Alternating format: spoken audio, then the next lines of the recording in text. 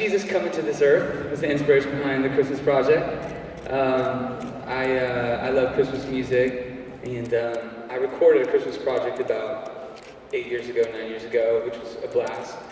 But since then, I've had 4 kids, and so my Christmases look a lot different, and a lot sweeter, honestly, a lot more beautiful. And I want to record something fresh. Honestly, selfishly, just my kids.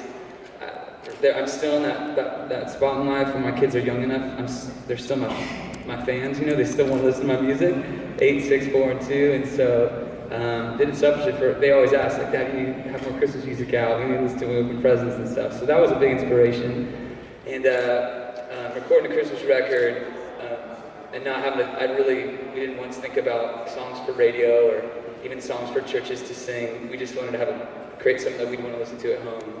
And so it was so much fun, the opposite of stress, and it was a joy to make. Yeah. What is your kid's favorite song on your album? My latest record? Yes. Probably Till I Found You.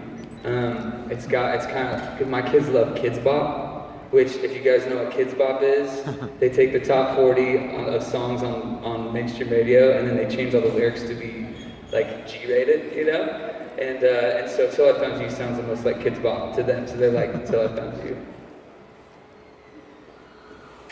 What inspired the song Living Hope? The song Living Hope began with a friendship with a guy named Brian Johnson, who's the head of Bethel Music. He leads that band and that movement. And Brian and I were starting to become friends, and he sent me a voice memo of him just humming a melody, something that came out of his mouth when he was singing some worship songs. And so he sent me the melody, and it went do do do do do do, and it did something else, and I just thought, man, that raising and falling melody reminds me of like these old time, like almost Come Thou Fount, or these old hymns. And I thought, man, what if we went for like that classic hymn vibe with a song? And so we started looking through the scriptures. Now, what should we land on? And Brian actually had just come out of a real crazy time of just like hospitalized depression and anxiety, and just found renewed hope in Jesus. And so we were looking at all the scriptures about hope. And there's a scripture in Peter that talks about we have this living hope in Jesus. And we just thought, man, that's the title. And so we had a title before we had one lyric, and we just knew it was going to be Jesus Christ is our living hope. And so then that was the inspiration, and then we went through about 3 months of perspiration, texting back and forth. And I remember the moment when my favorite lyric is on the 3rd verse, out of the silence, the roaring lion declared the grave has no claim on me. And I remember I was pacing up and down my front lawn. It's like, what should we say? And Brian said he was about to go to get a massage. So we're like just both like in these random spots texting. It was like, and this idea hit, and we're just like cheering over text. And so yeah, that's where it first came out of Brian just sending a melody, then us digging into the truth of the gospel. Yeah. Having 4 kids, 8 and under, I have 4 kids, 10 and under, so I congratulate you that you still have hair left. Yeah, it's turning gray quicker, that's for sure. For parents out there that have their tech gadgets kind of be their babysitter for their kids, yeah. I don't feel like that's your home. Can you encourage parents out there and why it's important to get your kids involved with music? I mean, are your kids currently taking lessons even though they're 8? I have 3 girls and a boy. My boy's 2, so he loves trucks. So any time a truck drives by, I mean, he's into trucks and stuff like that.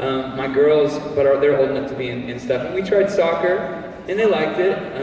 But then we tried dance, and all 3 of my girls are like, they love it. Like if we put them in 8 hours of dance a day, they would thank us. You know, that would be unhealthy for them. But they just we see these other girls and boys getting dragged to dance, and we're like, oh, that's like it's the opposite in our family. Like, is today a dance day? You know, and so my kids, they're in the competitions, and they just cast. There's a citywide Peter Pan play that my middle girl just became. She got Michael in this dance kind of play, which is a little boy carried around the back. You know, they're just in it, you know, and it's such an outlet for friendship and just a great way to like learn discipline and be a part of something. And so obviously, I immediately see the joy and the health and the benefit of being a part of something like that. I mean, none of us are perfect.